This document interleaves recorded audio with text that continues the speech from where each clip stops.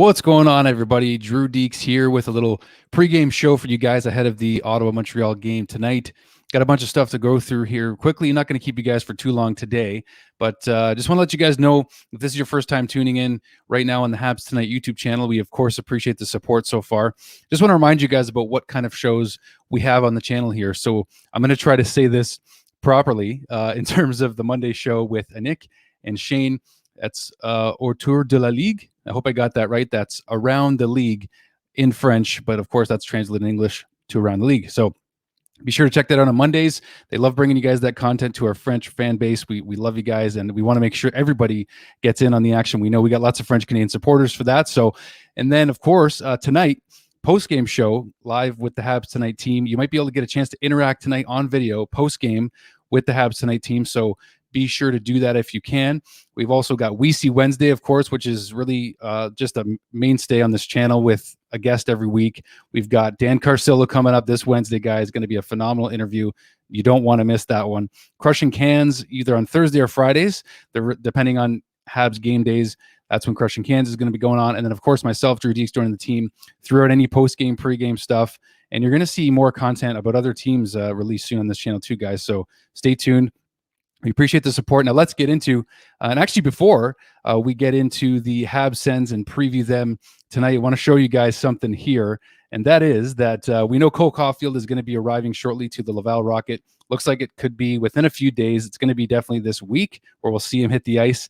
And it looks to be that the Laval Rocket have revealed his jersey, including the number that he'll be wearing, number 44 on the Rocket. I wasn't really loving this number choice for Caufield, but I mean, if it's only temporary in Laval, then I'm certainly fine with it. But going to be great to see him this week just hitting the ice. I mean, the media is going to be all over him right off the get-go. So, but yeah, let's talk about tonight's game. We've got Tyler Toffoli back in the lineup and actually some really nice lineup changes. I love Dom Ducharme's lineup. He's not afraid to change it at any point in time, to mix it up.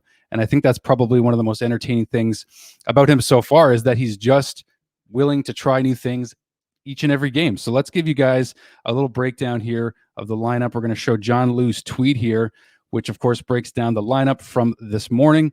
And you actually see, guys, if you notice, Corey Perry jumping up to the second line with Nick Suzuki and Josh Anderson. This is a really interesting choice. I love it. Really interesting choice from Ducharme here. So of course the usual suspects on the first line, Deneau, Tatar, Gallagher, no surprise there. May see them stick together the rest of the way. But Corey Perry, Nick Suzuki, Josh Anderson, really interesting to see how that dynamic's going to work. Nick is going to have a lot of free ice, you hope, with guys like Anderson and Perry on either side of him. So that's going to be interesting to watch. We got KK on the third line, of course, at center, with Jonathan Drouin on the left, and then Tyler Toffoli on the right. You know what's interesting about this lineup, guys, is I know we're all looking forward to Caufield maybe getting one day and producing offensively and all that kind of thing. But I just love that Dom is not afraid to mix up the lines like this, as I mentioned. And I don't think we've seen really much of KK and Drouin together, and then Toffoli. This is a really good potential scoring line. These three lines could really be good scoring lines. I'm really curious to see how that Perry line is going to work out with Suzuki and Anderson. That's going to be a really good one to keep an eye on tonight. So fourth line, we got Jake Evans, Paul Byron on the left, and then Arturi Lehkonen. So nothing surprising there. We'll see how those guys do. They had a great game against Edmonton on Monday. So that's going to be a good thing to keep an eye on. Carey Price, of course, back in the lineup tonight. No surprise, starting for the Habs. And with Ottawa, you know, they're still hampered by injuries, right? So these are the kind of games where, no disrespect to Ottawa, but again, you just can't afford to lose. You can't afford to lose these games if you're the Habs. And, you know, a couple keys to the game, of course, the lineup changes, but the power play needs to really get back on track for the Habs. And I don't know if you guys noticed, but I feel like the drop pass really gets overused quite a bit in the NHL, and especially, of course, on the power play. We saw it last game, and I told Nick, one of our co-hosts here, that I was going to mention it on the post game the other night, but I didn't.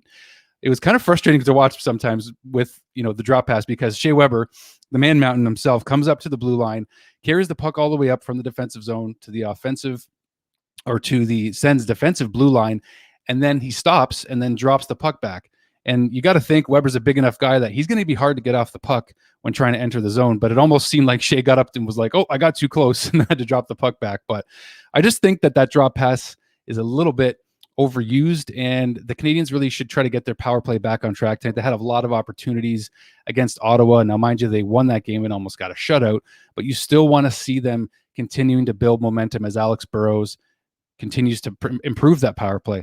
And right after that, of course, let's see here. We've got, we mentioned the willingness of Dom Ducharme to change the lineup as he goes, but we know that Eric Staal is going to be making his debut on Monday against Edmonton. So the Habs are going to be hosting the Oilers before they have 2 games against the Winnipeg Jets and the Maple Leafs. So a huge week for the Habs, but to get Staalzy into the mix possibly as early as this Monday by the sounds of it, Dom Ducharme's very open with the media, which I think is very refreshing for probably for the media, but also for the fans too, is that we get an insight pretty quickly, usually on game day, about what the lineup is going to look like. And I can't wait to see Staalzy. I'm sure you guys are all curious to see what he's going to bring, and you might see Lehkonen come out of the lineup for that one in that instance, or Jake Evans. It really depends on how they play tonight. I think that's going to be a decision maker for Monday's lineup, is how they play. So when Eric Staal comes in, probably going to slot in. I mean, we don't really know who he's going to slot in. I was going to say 4th line, but when you see Corey Perry put up to the 2nd line tonight, who knows? I mean, that's a good thing. Maybe. I love the fact that I can't stress this enough, how much I love Dominic Ducharme's willingness to mix up these lines and give the Canadiens and their fans something to be excited about, but not even that, just to build chemistry between a bunch of new guys. Everybody is bought in right now. If you guys notice, in Monday's game against Edmonton, when they were just on fire, every line was rolling, they had tons of jump, and it just seems that no matter who gets into the lineup when they do, which we saw Michael Frolik come in and now come out, everybody's on board. Everybody seems to be just wanting to succeed. We're at that point in the season where really there's no turning back, and these points are so important down the stretch, which we know, but you just can't afford to lose these games this tight in this tight of a season, in this tight of a division. So other than that, just going to keep it relatively short, guys. Like I mentioned, Dan Carcillo coming up this week. What a show that's going to be, you guys. You really, really don't want to miss it. Dale Weiss and him had their first ever NHL fight. Well, Weisser's first fight ever was against Dan Carcillo, which is really, really fun. It's going to be great to hear that story about how that one came about, and just to hear Dan Carcillo's perspective on concussions and mental health, and just all of the things that he's advocating for to make hockey a better culture going forward for everybody. And so be sure to tune in tonight, guys, to the Habs Tonight post-game show where you can interact with the host, talk about the game, and share your thoughts on it. And really, again, we appreciate the support big time. So thanks again for tuning in to this little pregame show with Drew Dekes, myself here, and we'll see you guys very soon.